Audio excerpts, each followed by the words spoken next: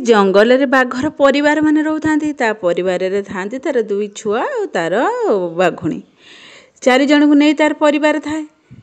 महाबल बाघ आउ बाघुणी दुहे आहार पाई चली जाती और दुई छुआ घर भितर थांती गुंफा भितर थांती। तापर कौन है ना सेई गुंफा पाखे गोटे बड़ आंब गछटे थिला। से आंब गछरे पंझाए मांकड़ माने रहउथांती। मांकड़ माने आउ ये दुई बाघुणी छुआ भितरे बहुत भल संपर्क थाए। दुई बाघ छुआ और मांकड़ माने बहुत खुशी रे खेला बुला करती सब करती मिसिकिरी खेला बुला करती। आउ पाखरे ठेकुआ मूषा नेउल एमाने भी आसती समस्ते मिसिकिरी खेला खेली करती। गोटे परिवेश तांकर पूरा बढ़िया थाए। समस्ते खुशी रे पूरा खेलती आउ पुणी संध्या हेले फेरी जाती। दिने एमती से माने खेला खेली करुछंती। हठात गोटे भालुटी आसला आउ तार 4टा छुआ थांती। से छुआ मानू धरिकी भालू जाऊला और देखला पिला माने सब खेलुछंती। सेठू आसिकी सेठू ता भालूर छुआ माने कहले माँ माँ माँ माँ माँ आमे एठी टिके खेलिबू। भालू कहला तमे बाघ छुआ मान संगे कौन खेल? नाई नाई नाई नाई नाई नाई नाई नाई चलो चलो आमे पळेबा आमे पळेबा आमे पळेबा तमे माने एठी खेली पारिबनी। भालू छुआ कहला माँ तमर तो सब बेले खाली डर। ए बाघ छुआ आमर कौन करिवो?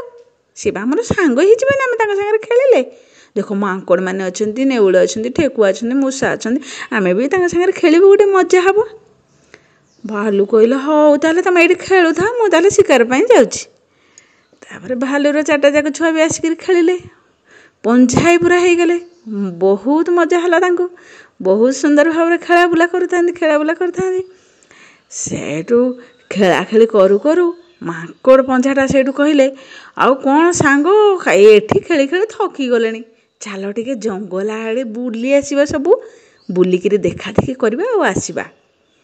बाघ मैंने कहले नाई नाई नाई मो माँ मना करिकी जाइछि आमे कुआड़े जीवुनु।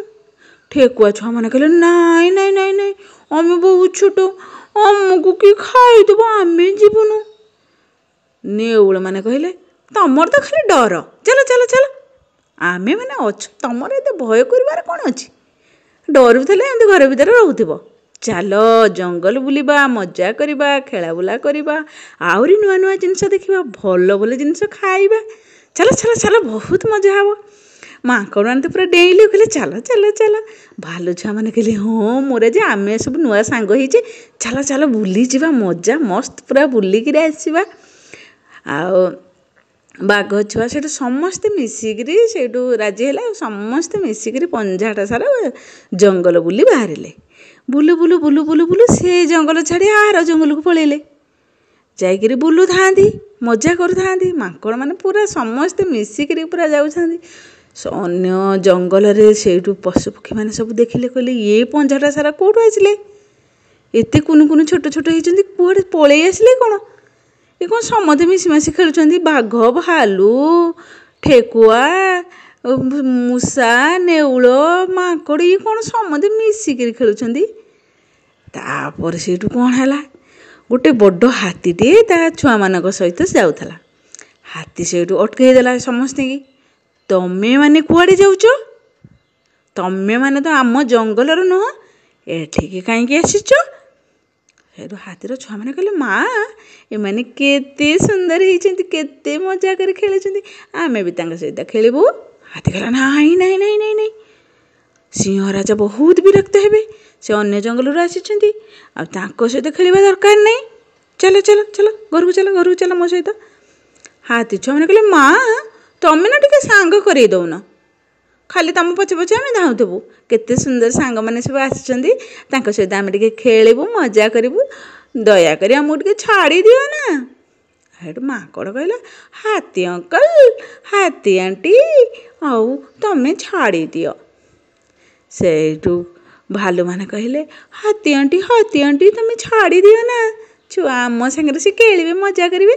हेडू हाथी कहला हाँ ठीक अच्छी हाँ ताले जाओ जाओ सब खेल आ खेली से सीधा घर को फेरी आसो जल्दी आ तमें मारी तुम जंगल को पलैब बदमाशी करबनी छोट छुआ मैंने सब।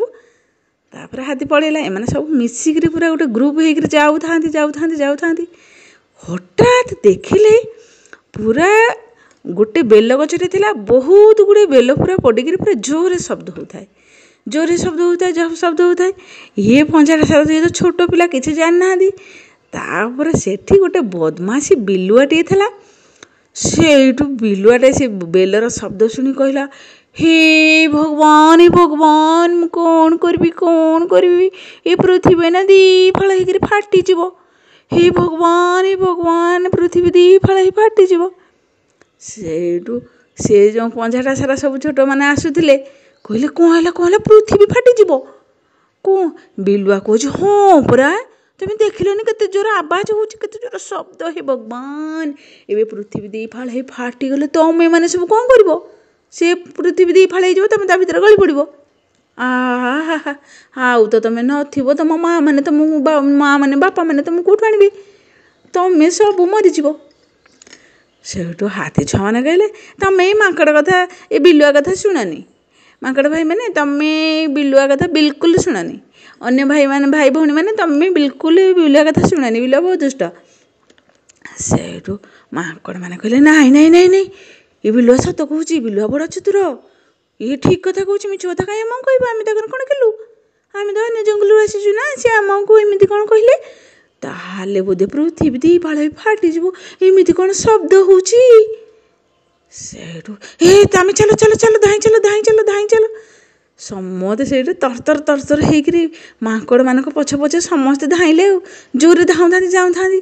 ତାଙ୍କ ସହିତ ଆଉ ତାଙ୍କରି ଜଙ୍ଗଲରୁ ବି ଯିଏ ମାନେ ଥିଲେ, କ'ଣ ହେଲା ନା ପୃଥିବୀ ଦି ଫାଳ ହେଇକିରି ଫାଟି ଯାଉଛି। ହେ ଭଗବାନ, ପୃଥିବୀ ଦି ଫାଳ ହେଇ ଫାଟି ଯାଉଛି, ଚାଲ ପଳେଇ ଚାଲ, ଏ ଜଙ୍ଗଲ ଛାଡ଼ି ପଳେଇ ଚାଲ। ସେଇଠୁ ଅନ୍ୟ ଜୀବଜନ୍ତୁ ଧୀରେ ଧୀରେ ତାଙ୍କ ସହିତ ମିଶିକିରି ପୁରା ପଞ୍ଝାଟା ସାରା ହେଇକିରି ଧାଇଁଲେ। ପୃଥିବୀ ଫାଟିଗଲା। ତାପରେ ଏମିତି ଜୋରରେ ସେଇଠୁ ସମସ୍ତେ ଯାଉଥାନ୍ତି। ହଠାତ୍ ପୁରା ଯିବା ବାଟରେ ସେଇଠୁ ସିଂହ ରାଜା ଭେଟିଲେ।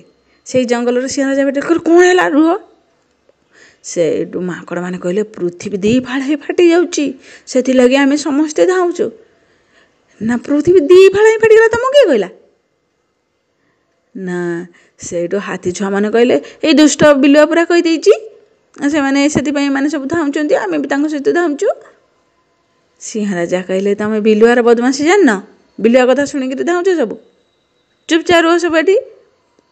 ତାପରେ ସେଇଠୁ ସିଂହ ରାଜା ପୁରା ସେଠି ରହିଗଲେ, ଆଉ ସବୁ ପଶୁଜନ୍ତୁ ଯେଉଁମାନେ ଧାଉଁଥିଲେ ତାଙ୍କୁ ସବୁ ଅଟକାଇ ଦେଲେ। ସମସ୍ତେ ଅଟକିଗଲେ, ସମସ୍ତେ ପୁରା ଧଇଁସଇଁ ହେଇକିରି ପୁରା ଦୌଡ଼ୁଥାନ୍ତି, ସମସ୍ତେ ଅଟକିଗଲେ। ତାପରେ ସେଇଠୁ ଦୁଷ୍ଟ ବିଲୁଆକୁ ଡକରା ହେଲା। ବିଲୁଆ ଜାଣିପାରିଲା ସିଂହ ରାଜା ତାକୁ ଆଉ ରଖିବେନି, ମାରି ଖାଇଦେବେ, ତାକୁ ଉଚିତ ଦଣ୍ଡ ମିଳିବ। ସେଥିପାଇଁ ବିଲୁଆ ସେଇଠୁ ଲୁଚିକିରି ସେ ଜଙ୍ଗଲ ଛାଡ଼ିକିରି ପଳେଇଲା, ଆଉ ଆସିଲାନି। ତାପରେ କ'ଣ, ବିଲୁଆ ଯେମିତି ନ ଆସିଲା, ସିଂହ ରାଜା ସେଇଠୁ ସବୁ ପଶୁପକ୍ଷୀମାନଙ୍କୁ କହିଲେ, ପୃଥିବୀ ଫାଟୁନି, ସେ ବିଲୁଆ ବଦମାସି କରିଛି, ଆଉ ସେଥିପାଇଁ ତମକୁ ହଇରାଣ କରିବା ପାଇଁ, ତମେମାନେ ତା କଥା ଶୁଣନି। ଆଉ ଶୁଣିକିରି ଧାଇଁକିରି ଏମିତି ହେଉଛ। ତେଣୁ ସବୁବେଳେ ନିଜର ବୁଦ୍ଧି ବିବେକ ଖଟେଇକିରି କାମ କରିବ। କିଏ କ'ଣ କହିଦେଲା ତା କଥାରେ ଭାସିଯିବନି। ଏତେ ଜଣ ଥିଲା, କିନ୍ତୁ କାହା ମୁଣ୍ଡକୁ ବୁଦ୍ଧି ଆସିଲାନି ଯେ ବିଲୁଆ ମିଛ କହୁଛି ବୋଲି। ତଥାପି ତମେମାନେ ସମସ୍ତେ ଧାଉଁଛ। ସବୁବେଳେ ନିଜ ବୁଦ୍ଧି ବିବେକ ଖଟେଇକିରି ଆଗ ପଛ ବିଚାର କରିବ, ତାପରେ କାମ କରିବ। କିଏ କ'ଣ କହିଦେଲା ତା କଥାରେ ଭାସିଯିବନି, ବୁଝିଲ? ତାପରେ ସବୁ ପଶୁଜନ୍ତୁ ସେଇଠୁ କହିଲେ, ସତ କହୁଛନ୍ତି ସିଂହ ରାଜା, ଆମେ ଆଜିଠୁ ଏମିତି ଭୁଲ ଆଉ କେବେ କରିବୁନୁ। ସେଇଠୁ ସିଂହ ରାଜା କହିଲେ, ତମେ ଅନ୍ୟ ଜଙ୍ଗଲରୁ ଆସିଛ, ଯାଅ, ତମ ମା' ମାନେ ସବୁ ଖୋଜୁଥିବେ, ଶୀଘ୍ର ତମ ଜଙ୍ଗଲକୁ ଯାଅ, ଆଉ ମା' ମାନଙ୍କ ପାଖକୁ ଫେରିଯାଅ। ତାପରେ ସେମାନେ ସେଇଠୁ ଏପଟ ଜଙ୍ଗଲରୁ ଯେଉଁମାନେ ଯାଇଥିଲେ ସେମାନେ ଫେରି ଆସିଲେ ତାଙ୍କ ମା' ମାନଙ୍କ ପାଖକୁ, ଆଉ ସେ ଜଙ୍ଗଲରେ ଯିଏ ଥିଲେ ସେମାନେ ସେ ଜଙ୍ଗଲରେ ରହିଲେ। ଆଜି ପାଇଁ ଏତିକି। ଯଦି ମୋର ଏ କାହାଣୀଟି ଆପଣମାନଙ୍କ ମନକୁ ଛୁଇଁଥାଏ, ଲାଇକ୍, ସେୟାର, କମେଣ୍ଟ କରିବେ। ପୁଣି ଏମିତି କିଛି ନୂଆ କାହାଣୀ ଆଣିବା ପାଇଁ ମୁଁ ନିଶ୍ଚୟ ଚେଷ୍ଟା କରିବି। ରହୁଛି। ଜୟ ଜଗନ୍ନାଥ।